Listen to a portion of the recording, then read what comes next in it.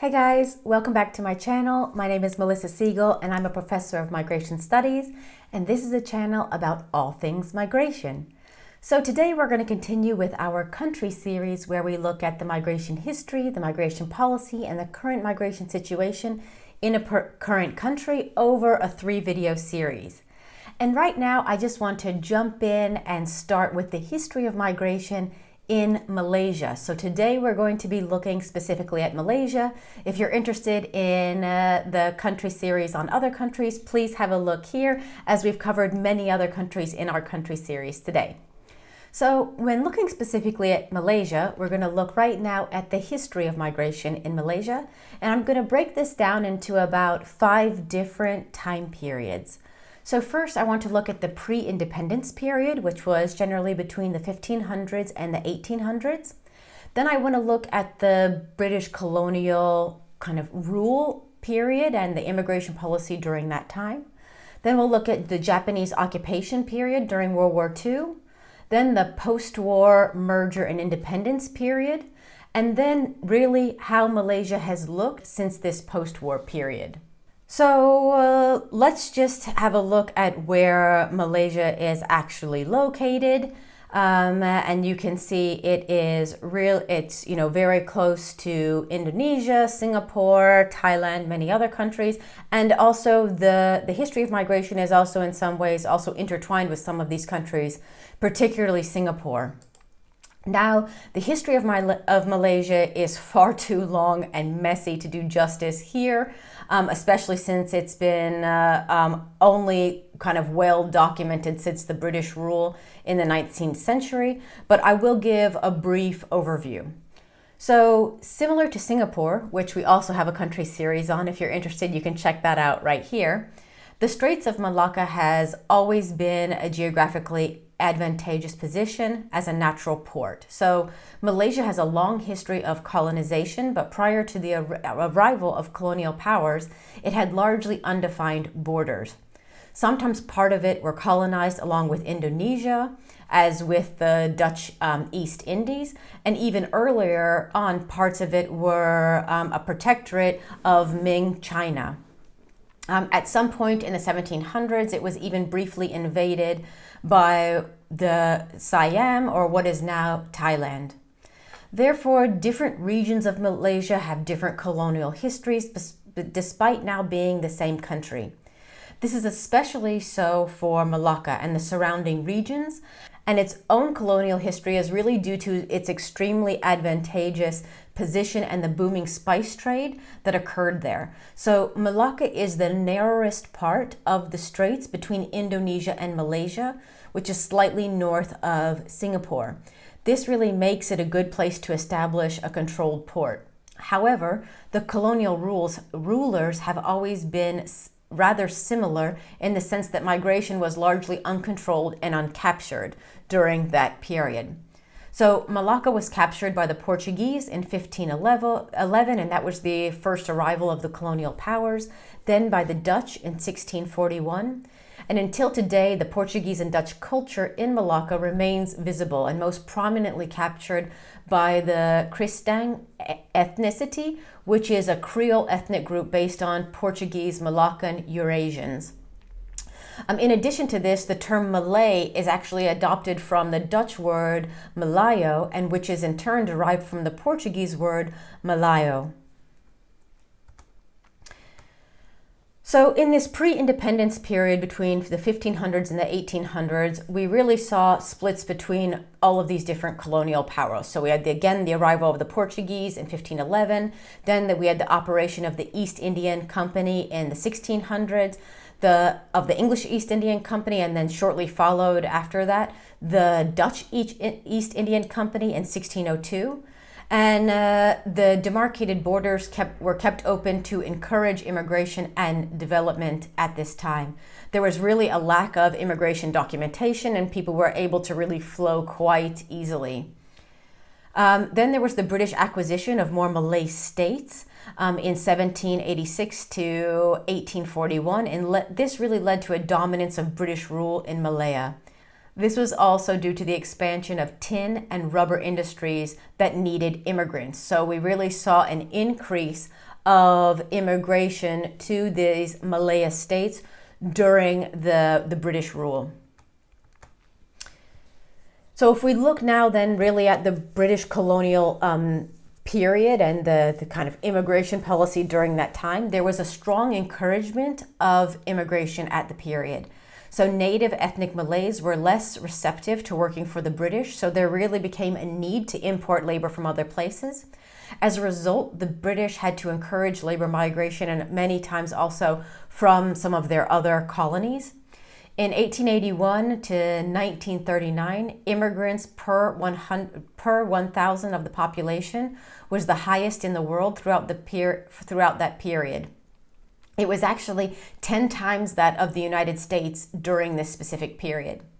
Chinese, Indian, and Indonesians were allowed free and unrestricted entry, and the number of immigrants arriving in each decade represented 84 to 100% of the total population at any given time. So really huge, really mass migration during this period. However, immigrants were less likely to stay in the long run. Only approximately 2 out of 10 immigrants actually settled. So there was really a lot of mobility during this period where we saw a lot of immigration. We also saw a lot of return and really mobility. The British really put into place a divide and rule policy where they had differential treatment according to different ethnicities. Immigrant workers were kept apart from each other and from the indigenous population. Native Malays were largely confined to rural areas. Indians were mainly engaged in plantations and construction. They were regulated with contracts due to the British presence also in India. They had less mobility and less bargaining power also compared to the Chinese, who were another non-native immigrant group. The Chinese were mainly engaged in tin mines and trade and commerce, and their migration was less regulated. The Javanese were also labor migration to Malaya and Sabah due to the labor surplus of Java at the time. And then the Javanese were within the rule of the Dutch.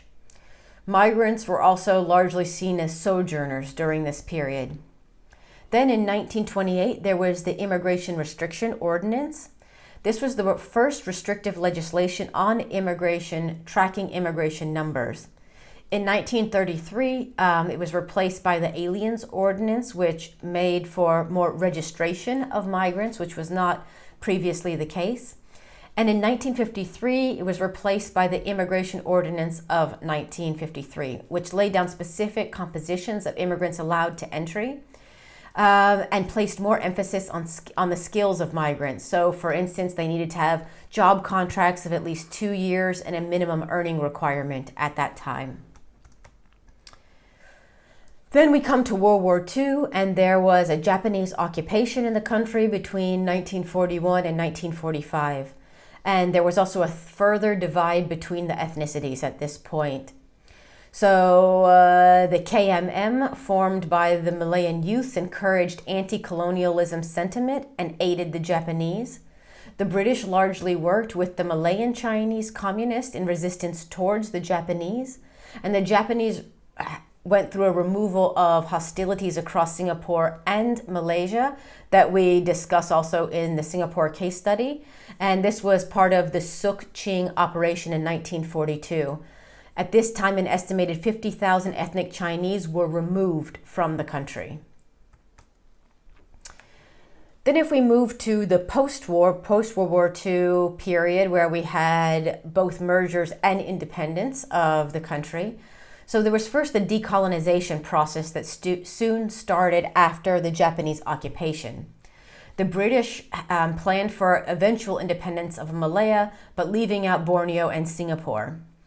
In 1957, there was independence and the first prime minister was elected, and the main ethnic groups at that time were Malays, Chinese, and Indians. In 1961, Singapore proposed a merger preceding its own independence.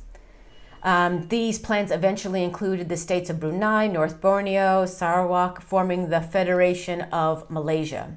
So the inclusion of these states were mainly intended to maintain the ethnic composition, where Malays and other indigenous populations could actually rival the Chinese majority in Singapore, which is also one of the reasons that led to the split up again of the two countries. So growing socioeconomic divide between the ethnic Malays and the ethnic Chinese did lead to ethnic tension. And in 1965, Singapore broke away, or you could also say it was pushed away from Malaysia. So now if we look at the early period in Malaysia, so after this come together and divide, really from kind of the 1957s and on, we saw a lot of import substitution, industrialization, and reconstruction that led to a preference for highly skilled immigrants in the country. In the 1960s, there was a switch to export-oriented industrialization, which led to more liberal immigration strategies in order to support more labor-intensive manufacturing production. So we really saw this kind of shift from mainly looking for highly skilled to also having other different skills represented. There were further restrictions, though, on the quantity and quality, so-called quality of migrants. The 1959 Immigration Act was the national replacement of the previous immigration legislation that the British created. This act mainly tightened entry rules under reunification of families and restricted the amount of low-skilled immigrants allowed in. And then in 1968, there was the Employment Restrictions Act. This was the first attempt to regulate immigration before immigrants reached the shore. So here we had the admittance to the labor market for non-citizens was contingent on the possession already of a work permit or labor contracts. And it also included a clause that any foreigner that currently exists who has not taken out citizenship would have to leave or be repatriated. And this included, people who were also stateless. And this had to do because previously there were many irregular migrants that did not have to register under British rule. And this was kind of trying to get that into order. There was also a rise of labor brokers during this time, labor brokers, intermediaries, and offshore recruitment. Ethnicity and gender of immigrants was considered of high importance also in order to sustain the Malay numerical supremacy. So here is where we already start to see that ethnicity, or at least religion, was quite important in how Malaysia wanted to start to select their immigrant groups. So in the 1990s, actually, Malaysia was the largest importing country with around 20 to 25% of its overall labor force being imported from abroad. In 2007, 2.8 million migrant workers across Malaysia. There were 2.8 million migrant workers across Malaysia, mainly coming from Indonesia, Nepal, Bangladesh, India, Burma, Philippines, Thailand, and Pakistan at the time. But really, irregular migration remained an issue. And in 2007, close to 1 million undocumented migrants were estimated to be in the country. So unlike Singapore, again, if you're interested in the Singapore case study, please check that out. Where the main countries of origin were mostly as a result of the colonial legacy, so places like China, India, Malaysia, Malaysia switched to countries of origin to prefer Malay or Muslim immigrants, such as those from Indonesia, Nepal, and Bangladesh. This suggests that their migration policy was largely characterized by racial preferences and drawn from the previous clash with the ethnic Chinese in Singapore prior to the split.